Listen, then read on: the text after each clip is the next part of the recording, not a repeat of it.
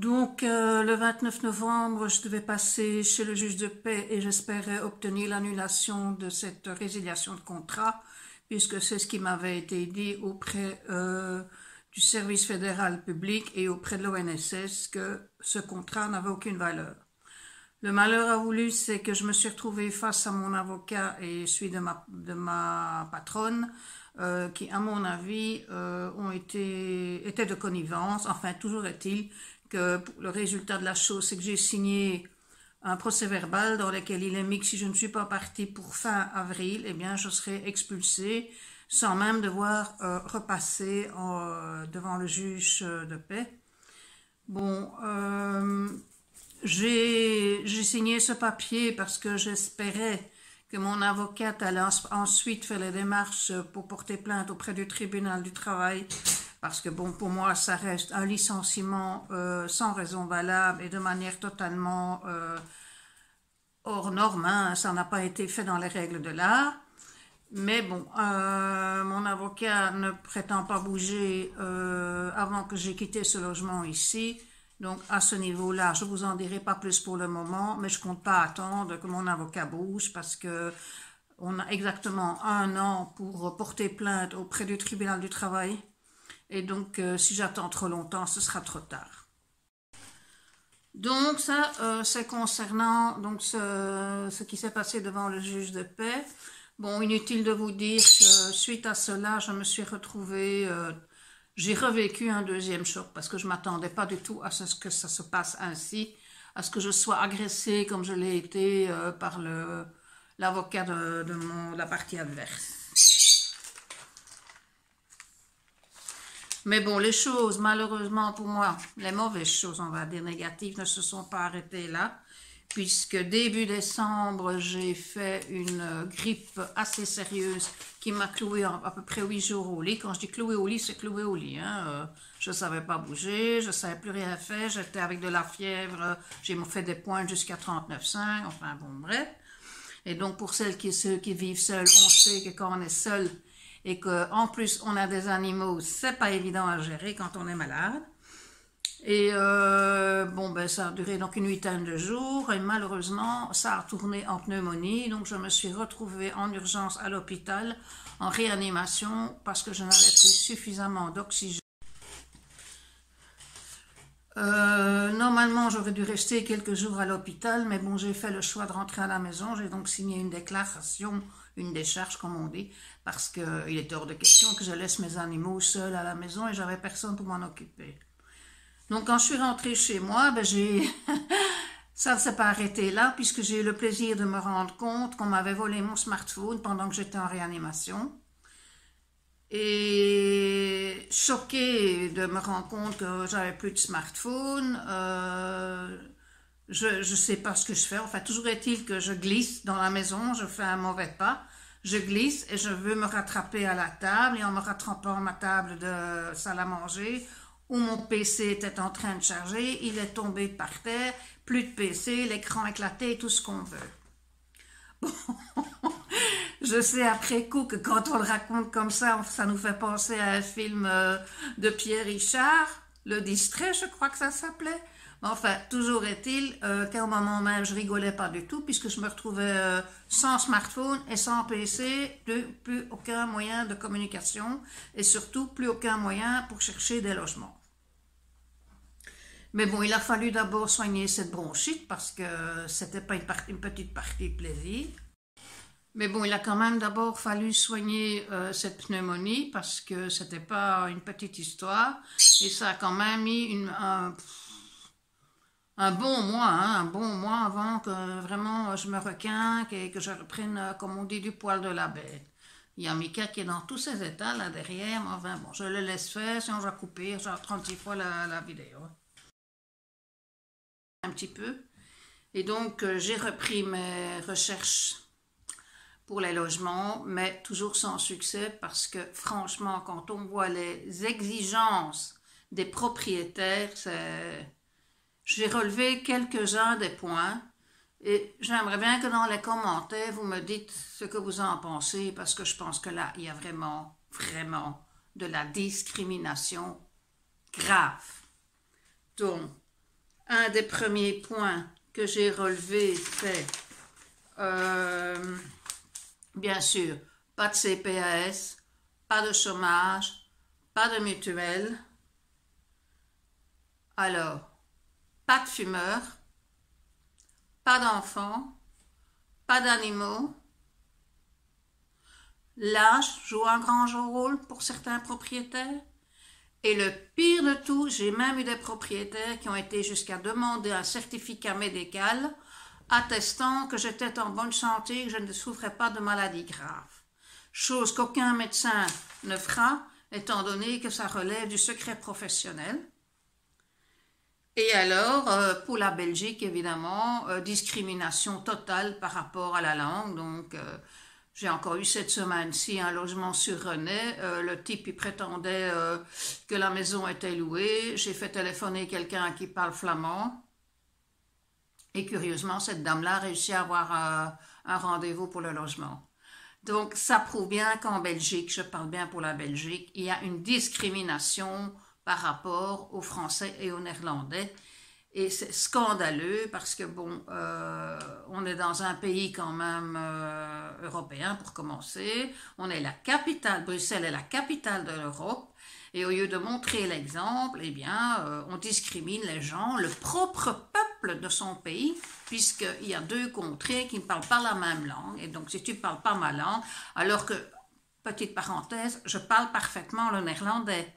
Mais évidemment, quand je parle néerlandais, on entend que j'ai un accent flamand, et donc un accent francophone.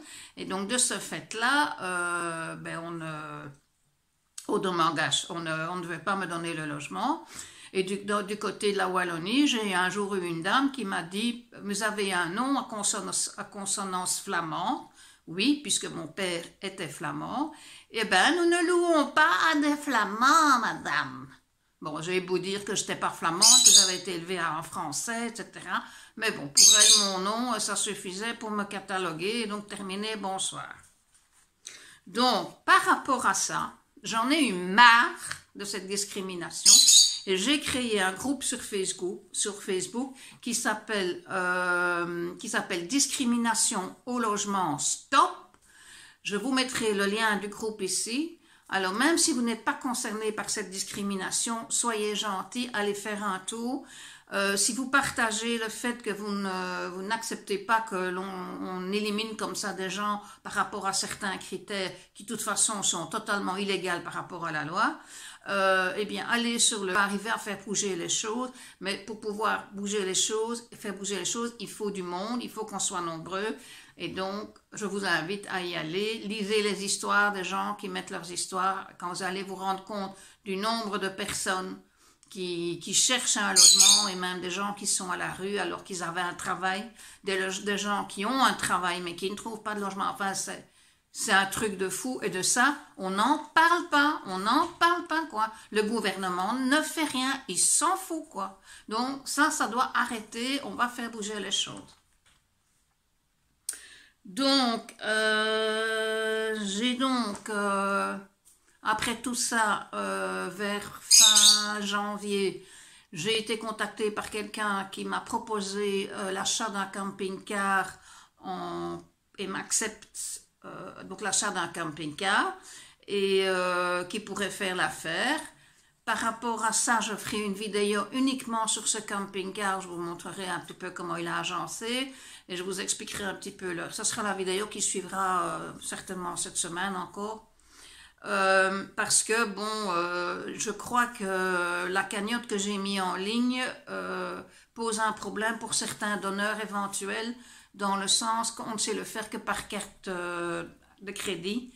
Et que tout le monde n'a pas une carte de crédit. Donc, je pense que je vais déplacer cette cagnotte sur le site de Litchi, où là, il y a quand même différentes possibilités pour faire un don. Il ne faut pas avoir de carte de crédit obligatoirement. Mais ça, ce sera le sujet d'une autre vidéo. Donc, où j'en suis maintenant? J'en suis sur le fait que bon, je n'ai toujours rien trouvé. On est maintenant à 2 mois et demi avant l'échéance et ça commence vraiment à être chaud parce que je ne pourrai plus avoir de prolongement après Et je me dis que ça fait quand même maintenant 8 mois que je cherche. Et que si au bout de 8 mois je n'ai pas trouvé, ce serait un miracle que je trouve dans les 2 mois et demi qui me restent. Moi, je me suis fixée jusqu'à mi-mars, c'est-à-dire à peu près encore 5 semaines. Si mi-mars je n'ai rien trouvé, je vais entamer toutes les démarches concernant le camping-car parce que il ne suffit pas de l'acheter, il faut aussi comment dire, mettre des choses en place, l'assurance, etc. Et puis bon, il faut que je vois où je vais pouvoir le poser, comment je vais m'organiser, etc. Hein, parce que bon, c'est pas une voiture, un camping-car, on va pas où on veut, comme on veut. Bon, j'ai visionné des centaines et des centaines de vidéos de gens qui vivent à l'année en camping-car pour voir un petit peu à quoi il faut penser, parce que bon, il faut pas oublier que moi je vais aller vivre là avec mes 5 chiens. Et que donc, ça va pas être simple à gérer puisque je suis seule. Donc, quand il faut remplir l'eau, quand il faut changer les bonbonnes de gaz, quand il fait des temps comme aujourd'hui qu'il faut rester enfermé toute la journée, enfin, c'est pas évident du tout. Et étant donné que j'ai une aide sociale actuellement, eh bien, il sera hors de question que je me déplace trop régulièrement. Donc, si je veux pas devoir courir dans chaque ville aux services sociaux pour toucher ce que j'ai droit. Il faudra que je reste sur la région que j'habite actuellement, mais c'est pas une grande ville. Les alentours ne sont pas vraiment propices à des camping-cars parce que j'ai déjà été tournée. Hein, bon. Mais bon, il va quand même falloir que je trouve une solution parce que sinon, ça va pas être simple pour toucher mes allocations. Mais ça fera donc j'en parlerai de tous les détails par rapport à ça dans la vidéo où je parlerai du camping-car. Donc voilà où j'en suis maintenant. J'ai encore donc eu beaucoup de péripéties depuis fin novembre. Je n'ai toujours rien trouvé. Je vous cache pas que je fais des angoisses, je fais des cauchemars, je dors très très peu. J'arrive plus à dormir 7-8 heures, c'est plus possible. Je dors très tard, pas avant 2-3 heures du matin, mais je me réveille à 8 heures parce que je me réveille en sursaut. Et ma première idée, c'est logement, logement, logement. Je me couche, c'est logement, logement, logement. Et pendant toute la journée, c'est logement, logement, logement. Enfin bon, bref, il y a de quoi devenir dingue et je suis en train de devenir dingue, hein, je vous le dis. Donc, je vais rajouter juste une chose pour conclure tout ça, c'est que bon, bien sûr, ça a eu un impact terrible sur ma santé. Et là, vous pouvez vous en rendre compte peut-être, j'ai pris énormément de poids et donc de ce fait-là, j'ai des gros problèmes respiratoires maintenant parce que je suis quand même asthmatique à la base. Et puis bon, au niveau pour marcher, etc. Enfin, c'est devenu vraiment très pénible. J'ai pris 20 kilos sur 7 mois et ça va pas être simple de les perdre. Parce que bon, d'après les médecins, c'est vraiment dû au choc psychologique. Et donc, on perd pas des kilos comme ça aussi facilement. Enfin, on verra quand je serai plus ici si ça va déclencher quelque chose en ce sens-là. Donc, voilà où on en est. Je vous remercie parce qu'il y a eu pas mal de commentaires, il y a eu des messages que j'ai reçus, etc. Des gens qui s'inquiétaient parce qu'ils n'avaient plus de mes nouvelles. Donc, je vous remercie vraiment. Ça fait quand même chaud que ça donne envie, en fait, malgré tout, de continuer à se battre parce que, bon, on se dit, bon, même si les gens ne savent pas toujours aider, mais on se dit au moins, ça donne le sentiment qu'on est moins seul, en tout cas. Voilà, donc merci de m'avoir regardé, comme d'habitude, likez si vous avez aimé, commentez, et puis j'aimerais que vous me répondiez à cette question. Avez-vous déjà été confronté à la difficulté de trouver un logement, et si oui, quels sont les obstacles que vous avez rencontrés à ce niveau-là?